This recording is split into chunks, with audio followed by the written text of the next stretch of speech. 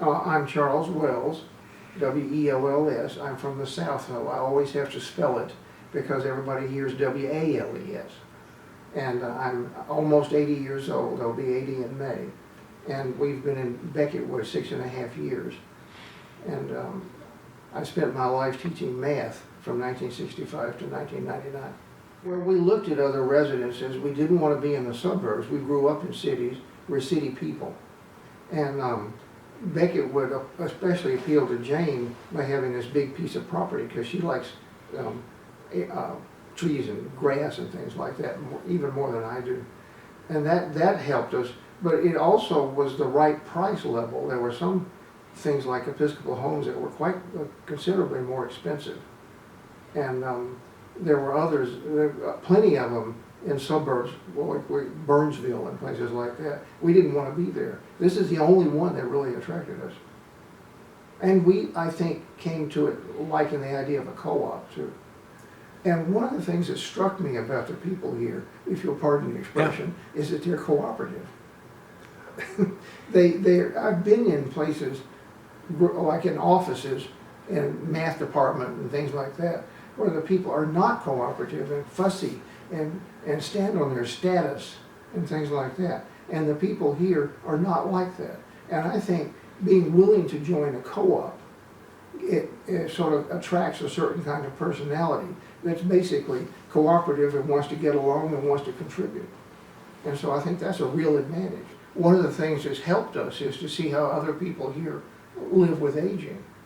And they're not all the same.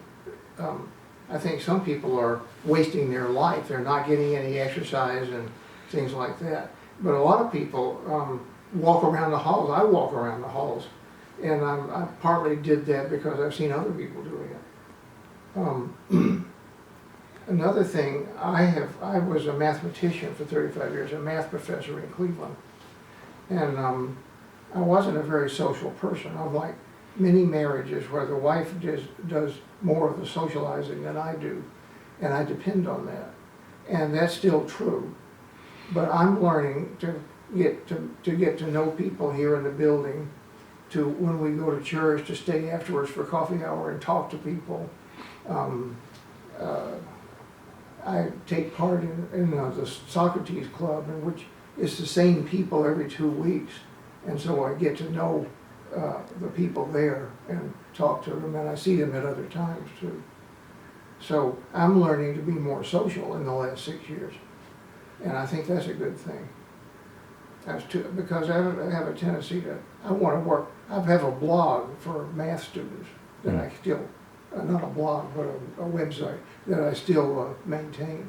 And I have a tendency to go hole up and make that better. And I'm learning to get the other side of having people that I know get to know better. And that's helped too. Well, I'm slowing down, so I'm visualizing some things that'll be different later on. But I mean, in the last several years, I don't know when this started, maybe even before we came here, I've gotten much more interested in science. You see, as a mathematician, a lot of mathematicians do things that are related to science. But everything I did in math that was related to some other subject was basically to computer science, theoretical computer science, which isn't science in the sense of physics and Einstein and all that. And it isn't science in the sense of anthropology and evolution and all that. And I never knew much about that because when I went to Oberlin College and got a BA degree in math, not a BS. And when I went to Case Reserve, nearly like 90% of the people there had BSs. They had a lot more physics and chemistry and biology than I had. I had practically none. So I was different from the rest of them. And now in my old age, I'm gobbling up one science book after another. Not just books about the science, popular books about the science, but stories, biographies of scientists, both in anthropology and in physics and chemistry, but not so much chemistry, but physics and anthropology are the ones that really get me. So I'm learning in that sense, and that makes me still a nerd, but still, I mean, I'm not giving up. I'm doing something different, and I still read articles about mathematics. When somebody explains some major new mathematical result that somebody won a prize for, I try to read it and figure out what's going on. I'm particularly fascinated by the way different scientists have made major discoveries and how they made them. them. And one of the things is they're not all the same. They get the discoveries, they have a different attitude toward it, and they get the discoveries in different ways. It's not always the light bulb over your head theory. It's not like that. They work very hard and are completely frustrated, and then all of a sudden they talk to somebody else or something, and a collaboration occurs or something like that. Let me see, when I was a mathematician, I was a research mathematician. I only had to teach 2 courses, and I had to do research. I had to produce original mathematics, and I did that. And I did that I was a professor for 35 years, and I did that except for the last 4 or 5 years, when I got into writing articles about how students learn, which was a different subject. It wasn't about math, but about how students learn math. And that's the source of my website. So for most of that time, I was spending most of my time learning some different kinds of math and figuring out new theorems. And so I didn't have time to learn about science, which I didn't know much about. And now I do, and that's what I'm doing. So I'm still the same nerd I always was.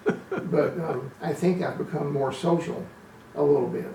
I'm not bragging, but a little bit.